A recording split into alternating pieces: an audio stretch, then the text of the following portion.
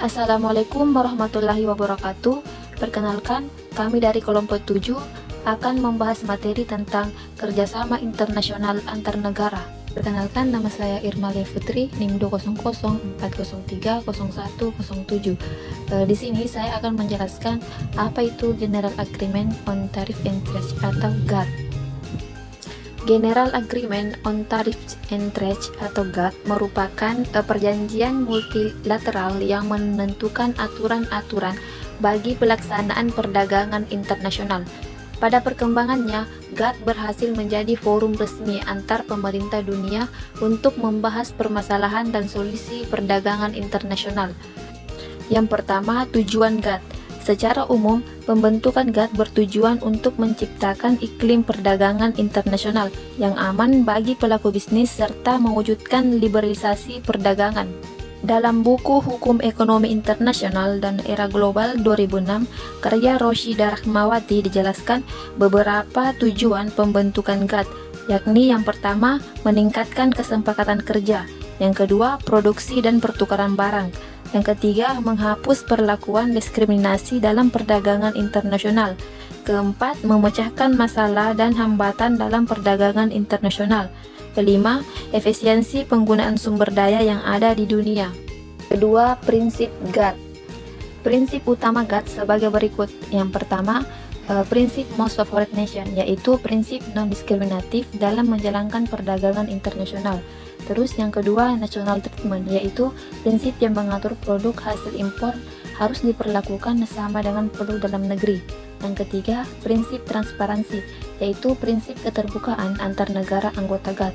Keempat, prinsip non-tariff measure, yaitu negara anggota GATT hanya diperbolehkan untuk melindungi produk dalam negeri dengan meningkatkan biaya masuk produk impor. Kelima, prinsip quantitative restriction, yaitu negara anggota GATT tidak diperbolehkan melakukan pembatasan kuota terhadap perdagangan internasional. Yang ketiga, perubahan GATT. Pada tahun 1994, GATT mengalami perubahan secara besar-besaran. Perubahan tersebut dibahas dalam Perjanjian Putaran Uruguay pada tahun 1994. Dalam Perjanjian Putaran Uruguay, peran dan fungsi GATT digantikan oleh World Trade Organization atau WTO yang terbentuk pada 1 Januari 1995. Perkenalkan, nama saya Muhammad Faisal B, NIM 20040410108. Baik, di sini saya akan menjelaskan mengenai apa sih itu World Trade Organization atau yang biasa kita singkat WTO. Jadi, World Trade Organization atau yang disingkat WTO adalah organisasi perdagangan internasional. Hingga saat ini, organisasi WTO sudah mengalami perkembangan dan pertumbuhan yang cukup signifikan. Bahkan sudah menjadi organisasi internasional yang memiliki pengaruh bagi banyak negara, terutama pada bidang perdagangan, hubungan ekonomi, dan pembangunan antar bangsa. Baik, kita melangkah kepada fungsi dari Trade Organization itu. Jadi di sini ada 6 fungsi.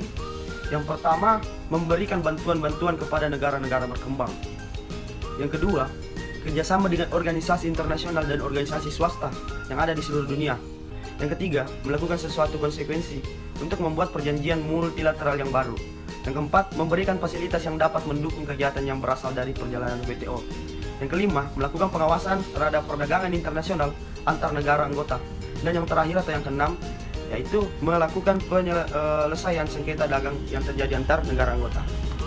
Di sini ada prinsip dasar World Trade Organization atau WTO. Yang pertama, yaitu perlakuan yang sama untuk semua anggota. Yang kedua, pengikatan tarif. Yang ketiga, perlakuan nasional. Yang keempat, perlindungan hanya melalui tarif. Dan yang kelima, perlakuan khusus dan berbeda bagi negara-negara berkembang. Inilah prinsip-prinsip dasar dari Trade Organization atau WTO. Materi selanjutnya yaitu persetujuan WTO meliputi yang pertama, barang atau goods, General Agreement on Tariff and Trade atau GATT. Yang kedua, ada jasa atau service, yaitu General Agreement on Trade and Service atau GATS. Yang ketiga, kepemilikan intelektual, Trade Related Aspect of Intellectual Properties atau TRIPS. Yang keempat atau yang terakhir yaitu penyelesaian sengketa atau Dispute Settlements. Nah, itulah materi dari saya dan dilanjutkan oleh pemateri selanjutnya. Baik, di sini saya selaku pemateri ketiga atas nama Putri Gading, langsung saja bagian C, integrasi regional. Integrasi regional atau regional integration adalah proses di mana negara-negara tetangga mengadakan perjanjian untuk meningkatkan kerjasama ekonomi.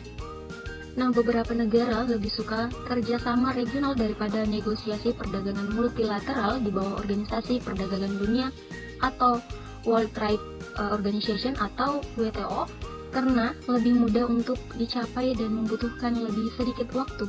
Juga, integrasi regional bahkan tidak terlalu kontroversial secara politis. Yang pertama ada jenis dan tujuan integrasi regional. Yang pertama ada area perdagangan bebas, yang kedua serikat pabean, yang ketiga pasar bersama, yang keempat serikat ekonomi, dan yang terakhir serikat moneter. Nah, selanjutnya yang kedua ada faktor-faktor yang mendorong integrasi regional. Selain masalah ekonomi dan sosial bersama, kerjasama dibentuk karena dasar warisan budaya bersama. Nah, pembentukannya juga didorong oleh dampak globalisasi dan pembentukan blok perdagangan di wilayah lain. Nah, yang ketiga ada pro dan kontra. Integrasi mengurangi biaya barang dan jasa karena pengurangan tarif. Juga, aliran bebas memungkinkan alokasi faktor produksi pada penggunaannya yang paling berharga. Mendorong alokasi sumber daya yang lebih efisien, persaingan yang ketat mengarah pada efisiensi dan inovasi teknologi. Selanjutnya, materi terakhir yaitu Uni Eropa dan ASEAN. Nah, hubungan dan kerjasama informal antara ASEAN dan masyarakat ekonomi Eropa. Pendahuluan European Union atau Uni Eropa berawal pada tahun 1972. Selanjutnya, kerjasama ASEAN dan Uni Eropa diresmikan dalam pertemuan para Menteri Luar Negeri ASEAN ke-10. Nah, kerjasama antara ASEAN dan Uni Eropa ditandatangani pada tanggal 7 Maret 1980 di Kuala Lumpur, Malaysia. Kerjasama ini meliputi bidang perdagangan, ekonomi, dan kerjasama teknis di bawah koordinasi Komite Gabungan Kerjasama. Nah, mungkin itu pemaparan materi dari kelompok kami.